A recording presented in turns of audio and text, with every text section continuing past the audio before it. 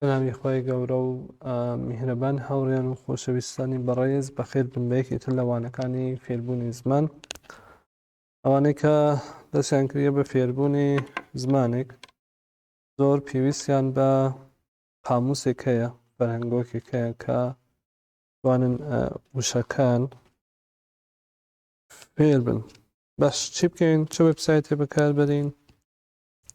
ئەگەر تازە دەستان پێ کردیە دەبێت حتمەن ئەو قاموسەکە بەکاری دەبن، دەبێت حتمەن کوردی بێت، یعنی ئەگەر تۆ کارێکتە ئینگلیزی بزانیت وشەکەی پێدەدەی دەبێت حتمەن لەم بەرەو بیکاتە کوردی بوت تا تێبگەیت لەو وشە. باشە چی بکەین؟ چه وێبسایتێ بەکاربەرین؟ چه ئەپێک نەسب بکەم لەسەری مۆبایلەکەمەوە؟ گەر بچن ناو گوگل پلەیە لەوێ دەتوانن زۆربەی ئەوانە پەیدا بکەن، بەڵام من لە سەرەتاوە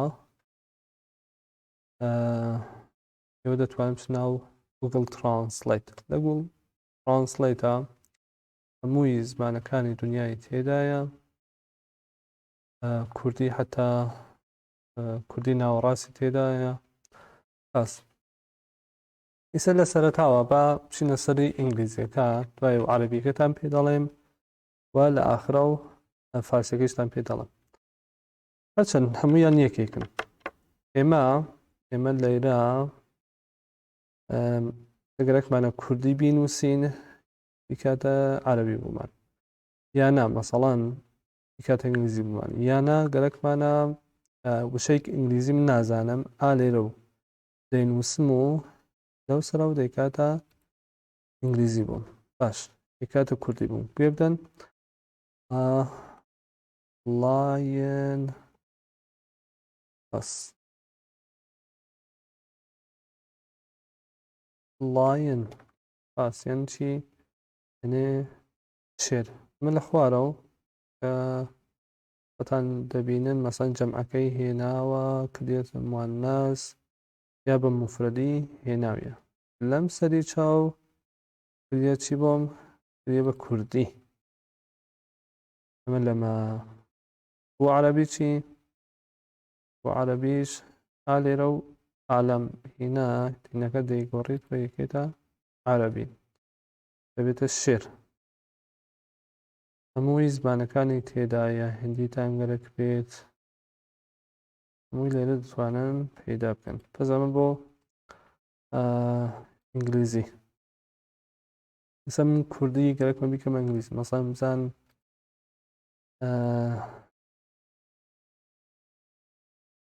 لەگەڵمە سۆنی زمانی کوردیە، ئەمە کوردی ئەمدانە سۆرانی باس مەسەڵەن فێربوون باس فێربوون لە ئینگلیزی دەبێتە چی؟ دەبێتە learning. learning یان چی؟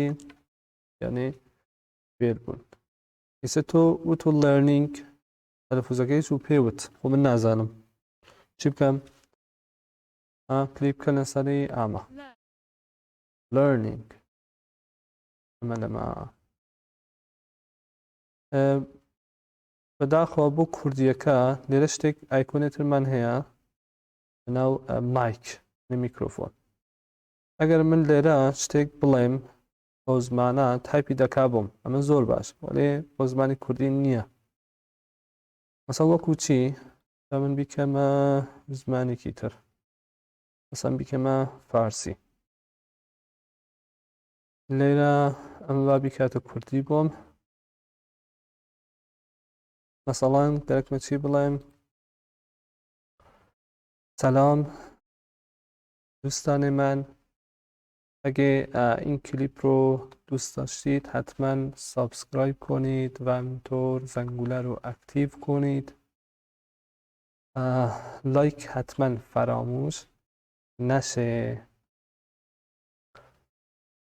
خب دیگه چی بگم؟ اینجا بس. خب ئەمە لەمە ئەمە لەمە چی بێگەم تا اینجا بەس ئامێر دیا بوو من فارسی قسەم کرد کردیە کوردی بووم ئەمە لەمە بەس هەراو جۆرەکە دیتان ئامەیە میکرۆفۆنی هەیە بۆ هەموو زمانەکان هەیە بەڵام بۆ زمانی کوردیشتا دروست نەکراوە ئەگەرتان بێ شێریشی بکەن لێرە دەتوانن شێری بکەن بە ئیمەیل یا بە تویتەر لێرەشە مەسەڵەن کۆپی دەکەیت مە کۆپیم کردم بەشە دەچم مەسەڵەن کاری دەبم لە شوێنێکی ترە باس ئیسە تۆ ئەوانەی کە تازە دەستیان پێکردێ دەتوانن لە گوگڵ ترانسلیت بەکاربن باشە ئێمە فێر بووین ئەمە زۆر باش بوو دەسۆ خۆش بێ ئیسا من تۆزی باشترم لە ئینگلیزی لە عەرەبی گەرەکمە مەسەڵەن ئینگلیزی بە ئینگلیزی بێ عەرەبی بە عەرەبی بێ یا فارسی بە فارسی بێ یا هەر زمانێکی تر ئەو چی بکەم ئەگەرکە ئینگلیزی فێر بیت بێت باس چه وێبسایتی بەکاربەرین ئەم وێبسایتە هەیە لانگ یعنی درێژمان پیاو خاص وێبسایتی لانگمان ئەمە وێبسایتەکەی و ئەپیچی هەر هەیە لە گوگڵ پلەیە لێرە مەسەڵەن دەنووسم چی لاین باس ئەم وشە سیر بکەن من لە ئەسڵە ئاوایە تۆزی گەورەم کردەوە باوێج بیبێنن بەس ئەمە تماشا بکەن لاین ئەمە وشەکەی ئێمە لێرە سووری کردیە وتیە ئەم وشە ڕەبتی هەیە پەیوەندی هەیە ڕێڵەیتد یعنی پەیوەندی تاپێک ئەم شتەکە ئەم مەوزوعە کەوتە بە چیە و بە ئاژەڵەکان و ئەنیمەڵ ئەمە لەمە باس ئەمە کە سوورە وشەکەی ئێمە بوو وتیە چەند سیلابیە و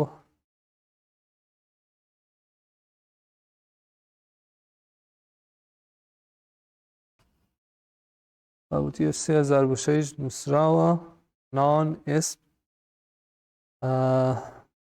لێرە لێرە و بەشی بریتیشە هەتا بزانم مەسەڵەن بریتیشەکان چۆن ئەم وشە پرۆناونسیشن دەکەن یعنی چۆن تەلەفوزی پێ دەکەن لاین تقریبا ئەمریکانەکەیش هەر وەکو بریتیشەکە بوو هەر یەکێکن باس ئەمە ژمارە یەک لێرە ژمارەی 2 3 4 تا ئاخر پێ مەسەڵەن ئەوەڵی معنای چییە پێ لێ دەکات دەڵێ چی a large animal دەڵێ ئاژەڵێکی گەورە ئافتێ کات فامیلی لە خانەوادە و هینی پشیەکان کات یعنی پشی that live in Africa لەیەکە دەژێت لە ئەفریقا ئاستا آخر ئەزە من لەمە بەکاری دەبەم و نەکەم بۆ دەڵێت هەمە زمانی ئینگلیش بوو تا لێرە مەسەڵەن ئەو زمانەکانی تری هەیە ئێمە بەکارمان نایت ئەمە لە وێبسایتی لانگمەن ئەکسفۆرد دیکشنەریش هەر ئەمەیە ئەوش وێبسایتێکی زۆر جوانە ئەمە بۆ زمانی ئینگلیزی بۆ زمانی عەرەبی بۆ عەرەبی من خۆم لە ئەلمەعانی وێبسایتێکی جوانە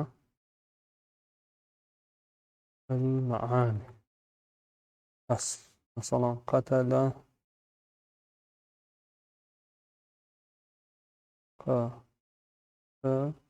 لا ئەم وێبسایتێکە وێبسایتی ئەلمەعانی دەتوانم ئینگلیزی بنووسم بیکاتە مەسەڵەن فارسی بۆم وەلی کوردی نییە بەداخەوە پس بنووسیم قەتەلە لێرە هاتیە عەرەبی بە فارسی عەرەبیکەی کردێتە فارسی بۆم وتیە قەتەلە قەتەلەن قەتەلە فعل مازیە و قەتەلە مەستەرەکەیە و بعد وتیە ئەوی کوشت کوشتوویەتی با انتقام خونێ بەرادەرەش ورە کوشت من لەمە بعد ئەتر مثاڵەکانی هێناوە ئەمە لە خوارەوە لێرەشە مەسەڵەن دەتوانن نەکەی بۆڕن بکەنە تورکی ئیستانبولی پۆرتەقاڵی فەڕەنسەوی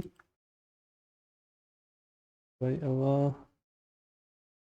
لە بەشی عمومیە دەتوانن ئەوە کە عامترە بیبینن لەو وشە ئەوەی کە تەخەسوسرە بیبینن ئەم بۆ زمانی عەرەبی بەس ئەمە هەر یەک دانە بوو نا مەسەڵەن وێبسایتی ترمان هەیە بە ناوی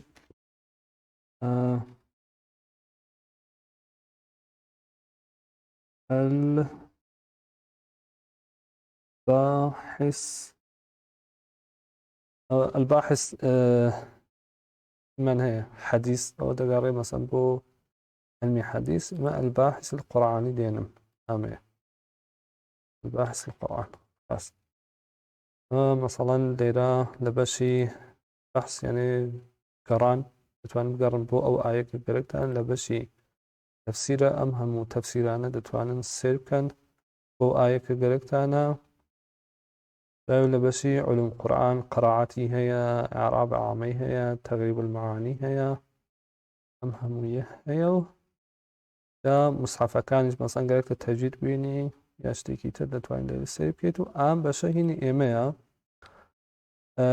أما تخصصي ترى مثلا مقايس اللغة مثلا دالين شي وكو شي دالين مثلا جنون تەکی جەنە لە تەکی جێن ئەمانە چه پەیوەندیەکیان هەیە هەموویان لە جنەوە گیریاون یان شتێکیدا شاراو ئەمە تێی باسی لێ دەکا لسان العەرەبی هەیە راوا خۆتان سەر بنە سەرێکە فێر بن ئالەم بەشە دەتوانن پەیوەندیتان بێ لەگەڵی مەسەڵەن الباحث الحەدیث مەسەڵەن حەدیث فێر بن یا تەفسیر فێر بن ئامانە کە لە خوارەوە هەموویان هەیە بۆ حفزی قورئان قەرائەت مثلا قورئان گەرەکتە گوێ بدەی بۆ مثلا لێرە بچیتە ئێرە و مثلا ئاوا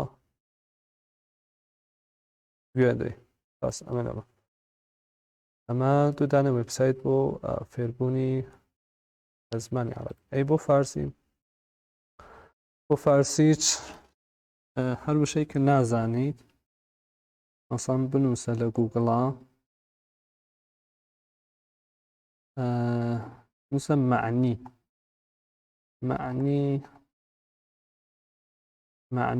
مثلا دختر معنی معنی دختر یعنی کچ بەس وەختی لێ دەدەی ئەمانە مەسەڵەن تۆ لە ویکیپێدیا تێ باسەوە بۆ دەکات ئەم دانە